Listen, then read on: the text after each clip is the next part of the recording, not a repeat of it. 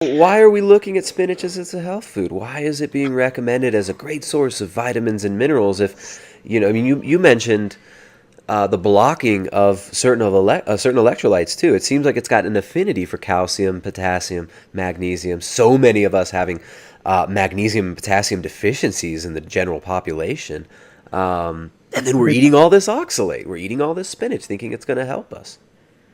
Quite the opposite. The high oxalate foods and oxalate in your body is draining your body of minerals in a way that's more profound than I ever imagined possible. Spinach, I mean, we knew in the 1930s that spinach wasn't delivering these minerals, especially iron and calcium. We knew absolutely that there was no value from spinach for calcium or iron, Yeah. and that it wasn't a safe food, especially for pregnant women and children. We've already known that. It's just this is a matter of amnesia. Like, we've known about how toxic this stuff is for hundreds of years, but then we're so smart because we discovered phytonutrients, and phytonutrients are somehow going to save us. We'll just measure phytonutrients and just look at that one little potential benefit that's theoretical and forget the actual downsides that are known and not theoretical at all. So we choose our theory that plant chemicals are good and ignore the bad side of plants completely. Mm-hmm. Scary. So you've kind of come to see plants in a different light in the last few decades, huh? Yeah. What are some of the issues with absorption that can be brought about from the high intake of oxalate? When you eat spinach, people think that it's got calcium in it. We're going to eat spinach Yeah. and get our calcium levels up. The RDA of calcium being set at a certain level, and if you eat this much spinach, you'll get that. Is there something else Yeah. going on here that might be interfering? You see that also with people recommending high potassium foods. They're all high in maybe potassium oxalate, which is the worst form of oxalate because you're going to absorb that, and you're going to chelate your calcium and your magnesium. If you're eating potassium oxalate, you're not only not going to get that potassium, you're also not going to get the calcium and magnesium that might be with that food. Or worse still, you might lose those minerals from your bloodstream. Mm-hmm. So yeah, this is a big problem in terms of mineral mayhem. And I don't even think we fully appreciate at a scientific level the degree of problems that oxalate can cause with our mineral metabolism.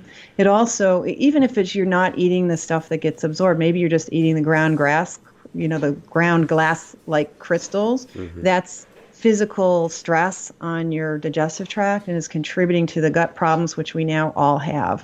I don't think in today's world that eating plant toxins, which seem to all be directed at gut problems, are a good idea at all. It seems like you couldn't find someone with a healthy gut lining anymore between the dysbiosis thanks to antibiotics and the junk food and the carbohydrates and things we've done, the emulsifiers and additives.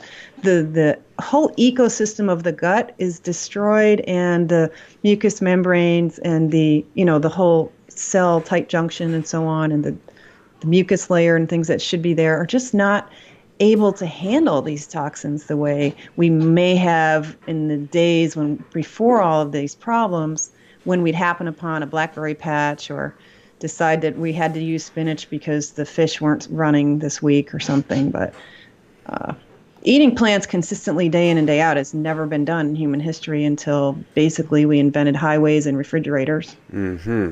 Right. Now, we would have always gone through at least a period of the year where very little plants are available at all.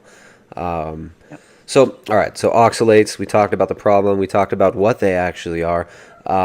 What foods are very high in oxalate, and what foods might somebody want to avoid if they believe that they've had an oxalate problem, or if this information resonates with them and they, come to realize that perhaps these things should be avoided by most, if not all, people in the diet.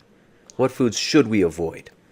Okay, so foods that could get you in trouble that are really not your friends, but they have really great reputation. Obviously, we've talked about spinach. Almonds are having a heyday right now all over the globe. They're horrible. Very high bioavailability of oxalate, full of other toxins as well. Phytates and indigestible, as are all the nuts are very high in oxalate, as are seeds. And then there's legumes like peanuts are very high bioavailability. And a lot of the beans like black beans and the kind of navy beans and great northern beans, the basic bean of the like Boston baked bean, the American beans are really high in oxalate. And so you'll notice that seeds, nuts, and beans and whole grains like the whole grains are also high. Those are all seed elements from plants. It seems that seeds require some calcium for later on use during germination. And the way pantries or stores that calcium is with oxalic acid. So most seeds have oxalic acid, calcium oxalate in them. So if it's a seed, there's a good chance that it's got oxalate. And the nutrition facts are putting these as as if it has calcium that's bioavailable for humans and dietary calcium, right? But it's not the case. Well, you're assuming that as the user of the nutrition table, you're assuming that's calcium that's available for your physiology. That's not what the lab measured. The lab didn't bring you in to the lab and measured what calcium you got out of that food. They just burned it on a Bunsen burner, dehydrated it and analyzed a food sample, which has nothing to do with biology. Mm-hmm. And then they stick it in the chart, and those of us in the field of nutrition and dietetics are putting together meal plans for sick people to reaching the RDAs of all the nutrients based on a basic Bunsen burner approach to nutrition rather than a biological approach to nutrition that would factor in bioavailability. Yeah. Yeah. And then also we're making assumptions. It's almost 2020. Primitive. That's pretty crazy. Now, also there's assumptions about the RDAs as well. We all assume that these RDAs apply to everybody, and this is exactly, the correct amount to keep us from not getting deficiencies. But would you, a lot of people in the carnivore community have kind of criticized the RDAs. What do you think about the current RDAs and where we derive those from? Well, the RDAs, and as all of nutrition really came out of the discovery of nutrients themselves and the discovery of deficiency diseases like pellagra and beriberi and kwashiorkor and all that. And we really didn't move much past that in terms of understanding metabolic needs for nutrients. They did some age adjustments, and essentially the old school way of coming up with an RDA was come up with a deficiency level, what you need to avoid deficiency, double that and add a standard deviation amount and then call that the RDA. So they consider it like 2.5 times past what you need to not be deficient, and not being deficient is all we need to know. And we really haven't understood our physiology and our nutritional needs in the context of the whole physiology of the being. And what we're seeing, with these different diet experiments is that nutritional needs will vary based on what metabolism you have in terms of what fuels your body are being fueled on will change your metabolism enough to change which enzymes are being run, which vitamins you need and which minerals you need, when and where. So there's a real dynamic nature, I think, to even measuring these things. I think we've measured deficiency based on 1930 style eating in the West, in the US and in England and in Germany, and that doesn't reflect maybe humans in their native environment. Yeah, or humans that are healthy, right? I mean, that's especially post World War II. If some of these RDAs were derived after the massive push for the industrialization of the food supply. We all know that in the British population since the Industrial Revolution has seen a massive decline in dental health and proper formation of the jaw. The hips getting more narrow, birth getting more difficult. So I don't think looking at these populations post-industrial is a really good idea for. It's not a good idea. It's not, because it's basically the cornmeal mush generation where suddenly you could live on cornmeal mush and these refined grain commodity products because people were urbanizing in order to work in these factories. Yeah. And the rural poor were very poor and literally living on just really inadequate diets. So the availability of fresh animal food products became much more difficult as people moved off the farms and moved to work for factories 6 days a week for 10 to 12-hour days. Yeah, absolutely. So you mentioned lots of these seeds and nuts. And what about greens? We talked about sorrel and spinach being pretty high in it. Another thing people are talking about, the amazing superpowers of kale. Is kale high in oxalate? I've seen conflicting information about it. There are many varieties of kale, and some of them are pretty low. Like the dino kale is low. I think the purple kale is pretty low, but green curly kale is really high. It's all over the place. And that dino kale tastes like rubber, so nobody wants to eat the crap anyways. Kale is the example of what we were talking about earlier, about we discovered phytonutrients and tried some way to index the supposed antioxidant effects, and kale won that test. So it was a certain multiple choice tests given to vegetables, and kale won the prize. And so kale just sort of took over a whole street in Madison Avenue and became the darling of the decade. And remember that kale is the new beef. Remember hearing that? How ridiculous does that sound? Wow. They were saying there was kale is the new beef. This was like the calling card for the kale pushers. It's crazy. But, vegetables have been held up since, the 60s, really, since kind of the hippie generation, as really cool and countercultural and, get away from the man by not eating his beef and, go off and eat quinoa and kale and be cool. And it just got codified in the 70s as we were going through environmental crises in the 70s. There was a whole, gas crisis and all this, and people were getting really worried about the planet in the 70s. So it's like, oh, that seemed to fit too. And then they were teaching us in 1975 and 6 that kale and cabbage would save you from cancer and the hot dogs would give you cancer. So this message has been around for 60 years now, 50 years. And so that's a lot of generations of like being taught that plants are so great, but it's really coming from cultural elements, not from scientific ones. Yeah, we talk about that a lot here. There's a lot of big money interest in consolidating the food supply and controlling resources and basically using food as a method for social engineering the cultural landscape and controlling cultures and, even controlling migration of people. So we see, the Bill Gates Foundation saving the world by pushing GMOs all over the place and spraying Roundup all over Africa. And, it's pretty ridiculous. And this stuff gets sold to us, just like the spinach gets sold to us, via, some very clever marketing. Same thing with these broader movements like the Green Revolution and the GMO Revolution. These are not exactly what they seem.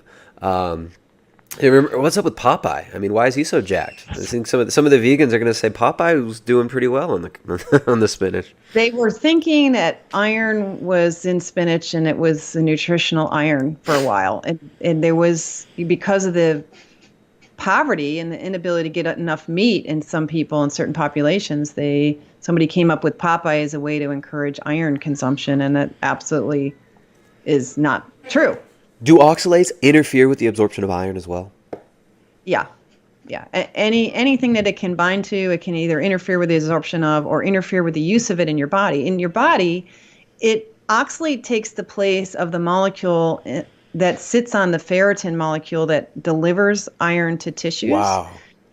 So when that delivery, it's like the delivery truck has been hijacked by a terrorist, the terrorist being the oxalate, which can't let go of the iron. So the terrorist has thrown away the keys to the back of the truck. And so when the truck arrives at the tissue, the grocery store, it can't release the cargo because the keys got thrown away, because oxalate is binding that iron so tightly to the ferritin molecule that it doesn't get delivered to the tissue. This is crazy.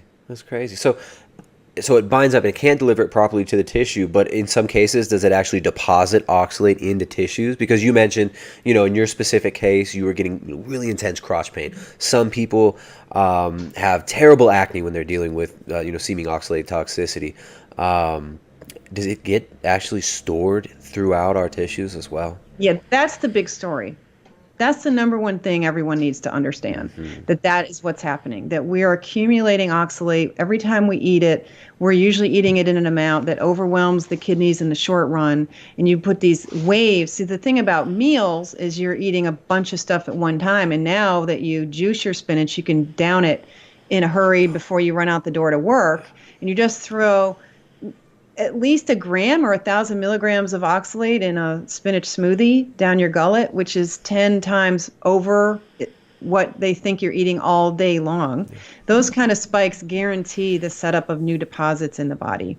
And you see, because you absorb it from your digestive tract and then it goes straight through your liver and it's traveling through your vascular system and it gets hooked on any cells that are inflamed, damaged, injured, struggling, or even rejuvenating, because those cells, when they're healing and rejuvenating, they put out this sort of sticky matrix of glycoproteins, these sugars, that creates a kind of a mesh, you would say, where the new cells that get produced in the healing process can move around. It's called migration. So that is extra sticky for a couple of reasons. One is those sugars, the oxalate gets stuck on those sugars in those healing tissues, and those healing cells are not healthy enough to generate enough glutathione to protect themselves, or the cell is actually dead.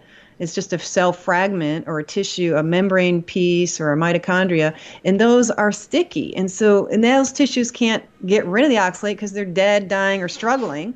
So where you're going to get those deposits in your body are places where you've already got infection, injury, inflammation. So if you used your fingertips all day because you practice concertos, probably your fingertips are where you've got your oxalates. Wow. So, when people who've got chronic skin conditions, their skin is always inflamed, then they're getting a high oxalate diet on top of that to try and fix it, right? They're doing their kale spinach salads and, their Dr. Greger's Daily Dozen. And they could be doing the exact opposite. They could be exacerbating the problem immensely.